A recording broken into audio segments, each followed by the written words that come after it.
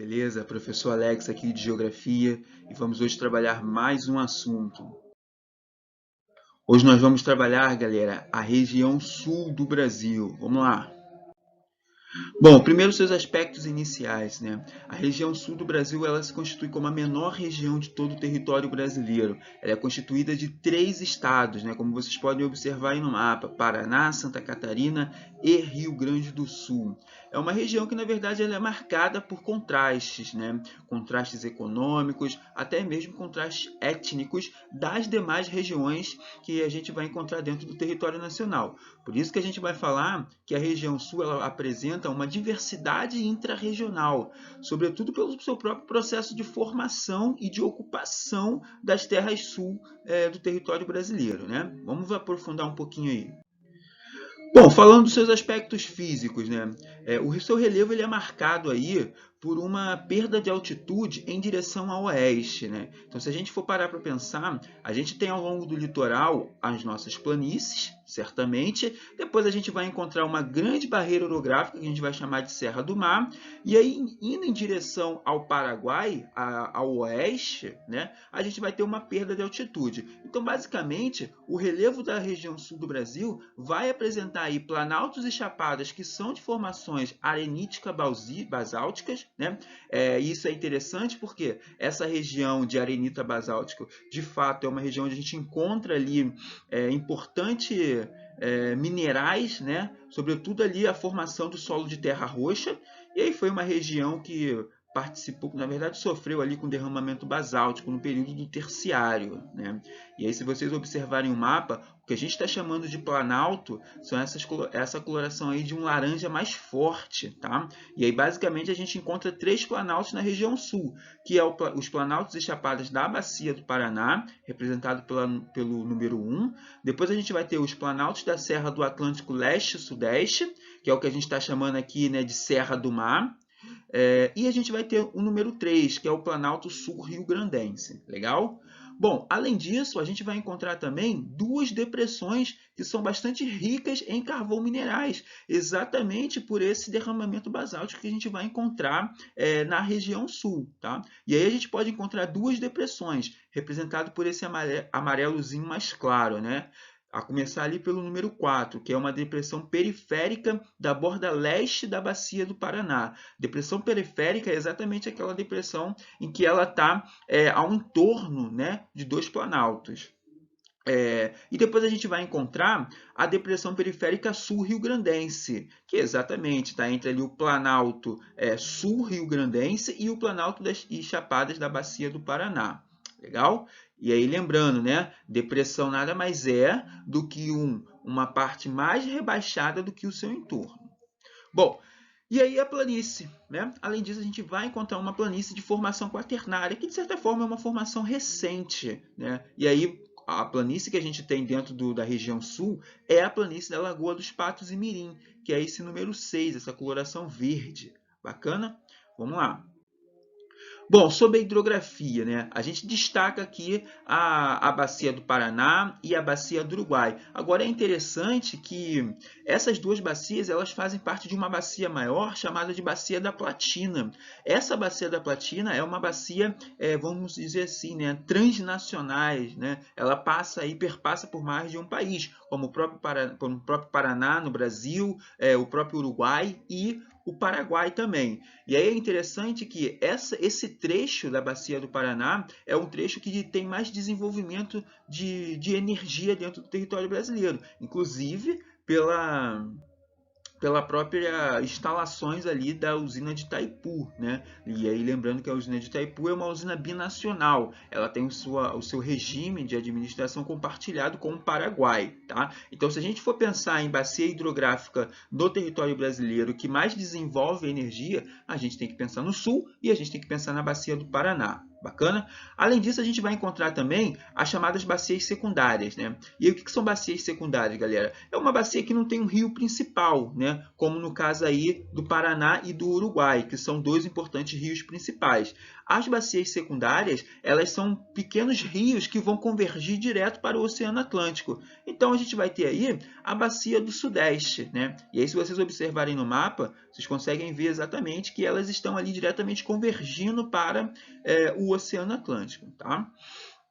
Bom, além disso, a gente vai ter uma importante área que a gente vai chamar de lacustre, né? Uma região lacustre. O que é uma região lacustre, galera? É uma região de lagoas, né? Lagoas, lagunas e tudo mais. E aí a gente encontra a Laguna dos Patos, né? Que é a maior laguna que a gente encontra dentro do território brasileiro, a Lagoa do Mirim e a Lagoa da Mangueira.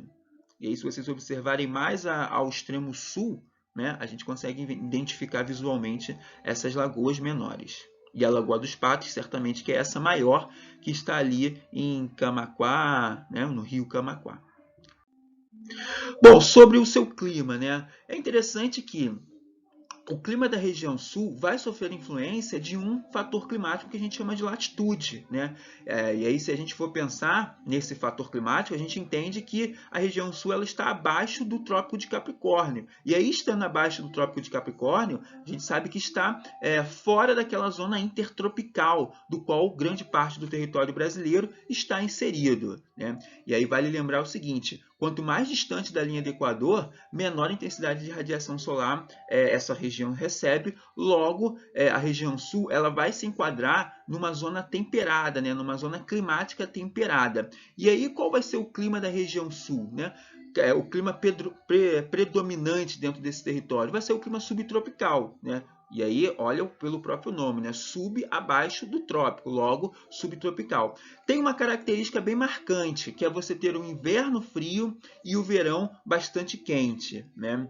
É interessante também que essa região e esse clima, logicamente, vai sofrer influência da MPA, que é a massa polar atlântica, que ela surge com mais intensidade durante o período do inverno, né? E aí isso vai explicar o porquê do inverno da região sul ser bastante rigoroso, podendo até ter ali precipitação em neve e tudo mais, né? Além disso, a gente vai ter uma temperatura média de 18 graus. E aí, se vocês observarem o climograma, né, esse gráfico de chuvas e temperaturas da região sul, a gente exatamente consegue definir essas características, né? Observem que a gente consegue ver ali um volume de chuva até interessante, né? Não é uma região que chove pouco, né? Você tem grandes volumes de chuva também, né? E aí o que eu chamo a atenção para vocês é a temperatura, né? Observe como a temperatura ela tem uma variação anual, né? Sobretudo ali no seu período do inverno, que é exatamente nos meses começando na verdade em maio, né? Maio, junho, julho e agosto. A temperatura começa a cair em maio e isso se intensifica durante a estação do inverno. A temperatura ela cai bastante, justamente devido a essa influência da MPA. Além disso, galera, se vocês observarem o mapa, vocês conseguem identificar também algumas pequenas variações do clima subtropical, né? Então, por exemplo, lá no norte do Paraná, na região de Londrina, né? Na verdade, na região de Londrina, a gente vai encontrar ali uma predominância do clima tropical de altitude, que é um clima que ele está em regiões mais altas, né? Sofre a influência climática da altitude. É uma região que também tem uma temperatura muito mais amena, né? E aí o seu volume de chuva ele é um pouco menor, que seria essa parte em azul do mapa. Já essa parte em laranja é o que a gente vai chamar desse clima subtropical com verões bastante quentes, né? Ou seja, as temperaturas elas chegam até uns, basicamente aí, né, se a gente for pensar, até uns 20 graus de temperatura. Já essa parte em verde é onde a gente encontra os verões mais suaves, né, com temperaturas um pouco menores, batendo aí 18 graus Celsius. São algumas variações que existem do clima subtropical, tá bom? Agora, logicamente, que predomina-se, né, grande parte do território, o clima subtropical.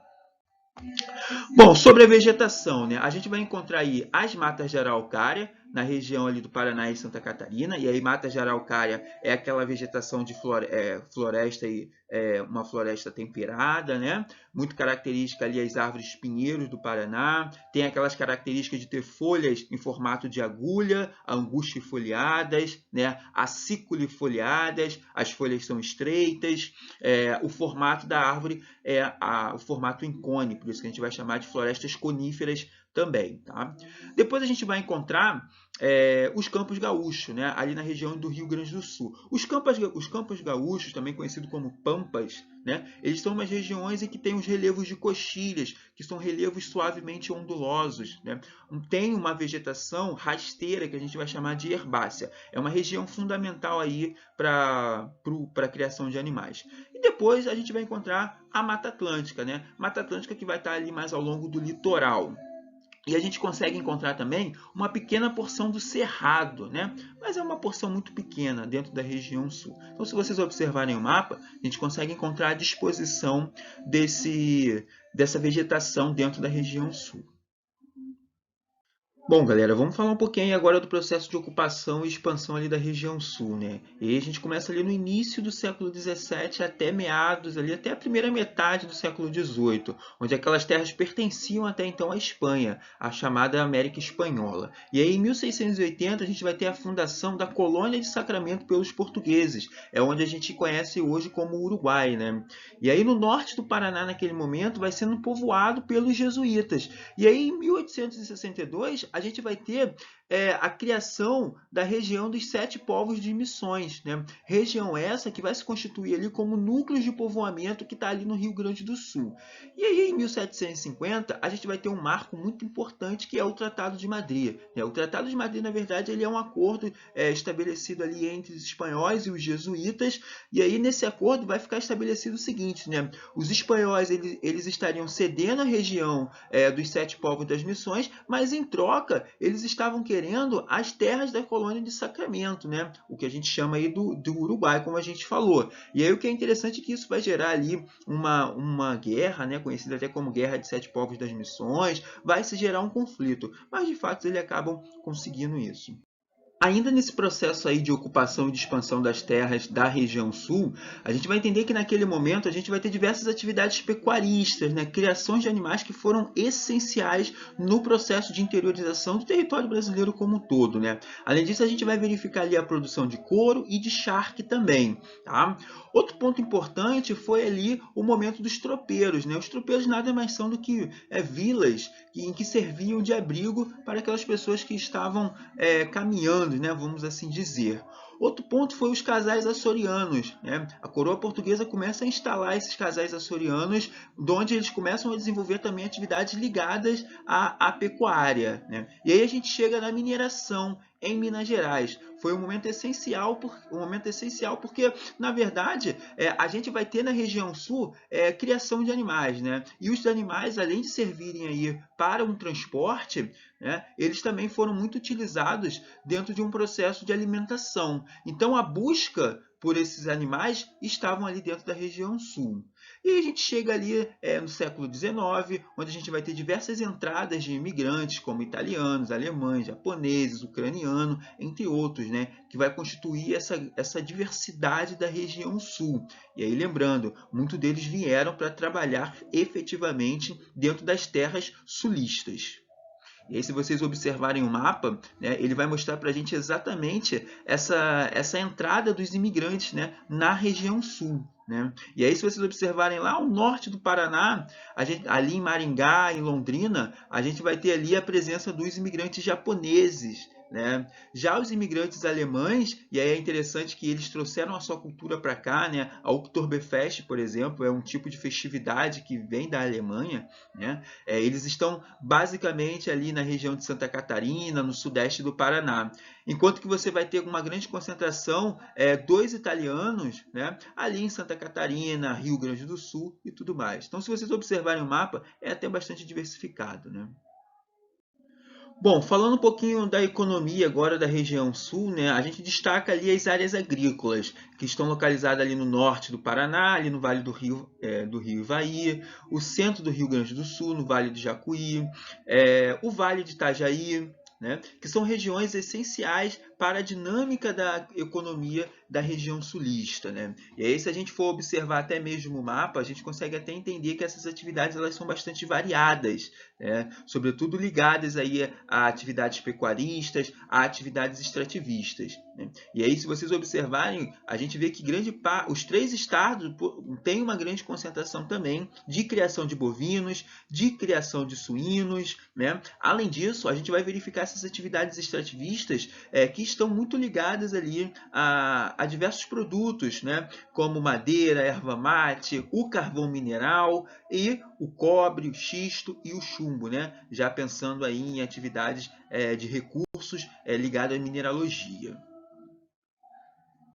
Já falando aqui de outro aspecto da economia da região sul, a gente fala do setor industrial, que alcançou seu desenvolvimento aí nas últimas décadas devido à própria falta de infraestrutura, né? A região sul possui uma fraca estrutura em termos industriais, até porque se a gente for pensar em industrialização brasileira, devido, claro, aos próprios contextos históricos, né? Deu prioridade ali para a região sudeste. E a região sul, na verdade, ela acabou servindo ali ela acabou crescendo, né? Como uma região em que que está ligada ao setor motriz, né? E aí o que seria esse setor motriz? Como se fosse aquele setor em que movimenta, né, a economia de outras regiões até. É aquilo que fornece energia. E aí quais são os grandes setores industriais que estão ali dentro da região sul? É a própria indústria automobilística, a indústria de aproveitamento de madeira, né, que muito ligada ali ao beneficiamento da criação de papel, da celulose e tudo mais.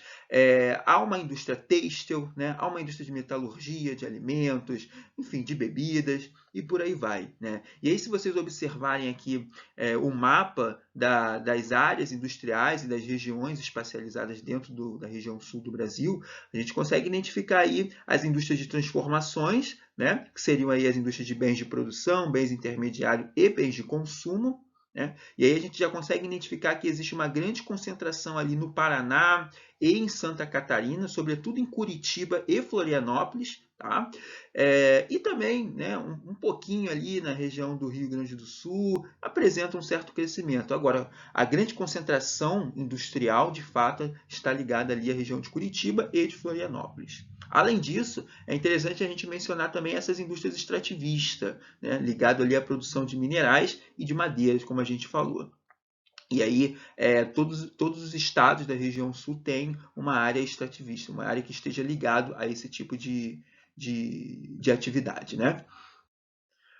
Bom, já falando um pouco da infraestrutura, né? O sistema rodoviário, a gente entende que tem grandes vias, as vias elas na verdade são bastante extensas e que possuem uma concentração ali no estado do Paraná. E isso fica nítido quando a gente observa o mapa, né? E aí, se você observar o mapa e ver uma grande concentração de indústria, a gente está falando ali do Paraná, né?